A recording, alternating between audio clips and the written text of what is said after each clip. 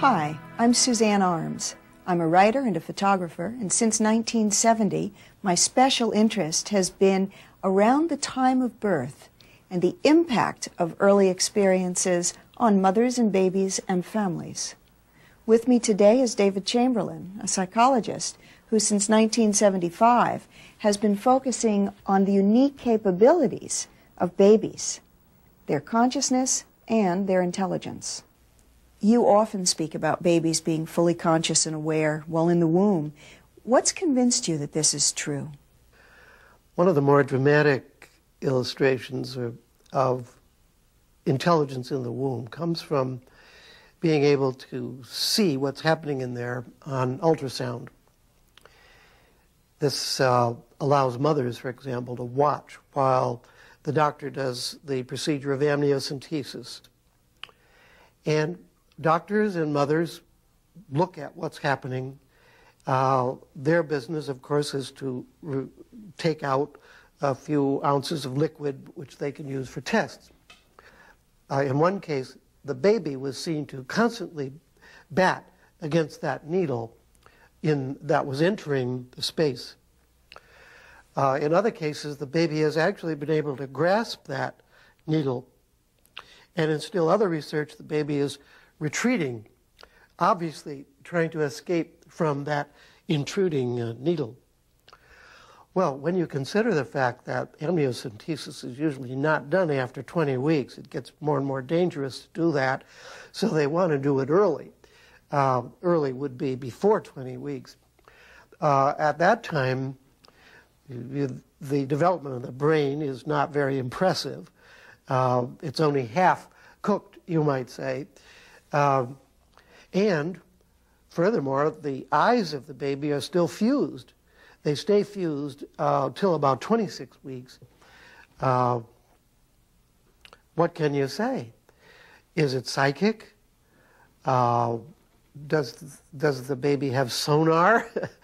Even so, it's very intelligent use of sonar to be aware that that's there and to try to get out of the way or do battle with it.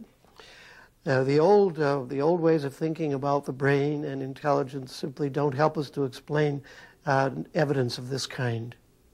It just seems amazing that a fetus that's only this big and in no way fully developed could be aware of and able to respond to what's going on around it.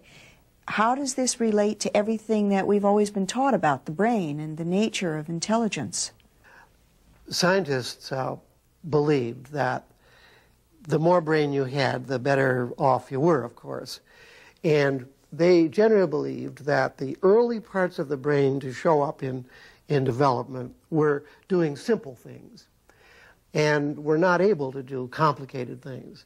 That as the brain built up across the months, you finally had 9 months of full-term development of a brain. You still had a brain that was only 1/3 of its final size and mass and so on. And it had obvious inadequacies. It didn't have this and it didn't have that. A great deal of emphasis was placed on the cerebral cortex as that special part of the brain that allowed us to do our thinking and so on. And now we're learning that there's much more than the brain that is part of the intelligence system. The brain and spinal cord is referred to as the nervous system, but in addition to that, and linked in with it now, is the endocrine system and the immune system. So these three systems together never function separately, really. And we can only hope to appreciate the intelligence of a baby before or after birth by looking at the entire fluid intelligence system. And it turns out, of course, that the chronologies are all different from what we thought they would be if we just focused on the brain itself. In an auto assembly line, you don't expect a car to work until that last part is put in there and it's got everything working together. This isn't true about the brain. The brain is working right from the start. It does more and more, and it's quite mysterious how those different parts of the brain work with each other. But what we know is you do not have to wait for the finished brain to expect a working mechanism. David, I understand that much of your research is focused on the ability of people to remember what happened to them around the time of birth and even in the womb. I know as a therapist you've used hypnosis to gain access to these memories. It's a mystery still, but in hypnosis, in a trance state, a slightly altered state from the usual consciousness, people can do amazing things with their mind. And one of the things I found they could do is remember things that you would never expect anybody to be able to remember. So as soon as I started to trace problems that way, I found that people were telling me about things like their birth. This came out of the blue.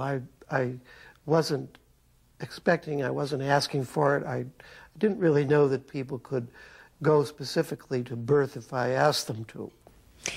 When did you first realize it was possible for people to have memories that early?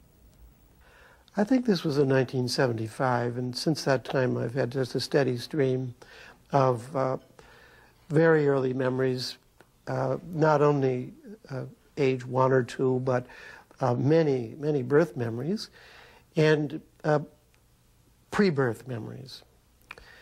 In my experience, it doesn't seem to make a difference. People can access any of those times equally well.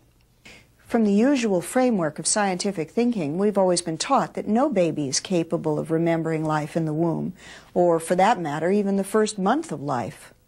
The reason for that is that our way of thinking about babies has been pretty materialistic. That is, it's been based on anatomy, on matter, specifically brain matter. And we judged people or babies by the amount of brain matter that they had.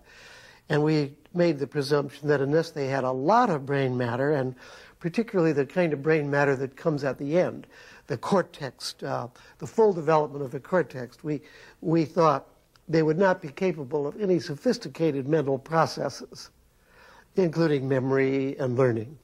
Virtually everything that we know now of a scientific nature has come to us only in the last couple of decades. It's all new. And it turns out, if you look at what we have thought about infants, we've been very prejudiced. All kinds of myths about them. From being animals or subhumans and not quite like us, to being blind and deaf and dumb and not feeling anything, and their cries are worthless and their smiles are meaningless, and all these things turn out to be just myths. We have facts today to look at to show us how really intelligent infants are. Can you give me some examples?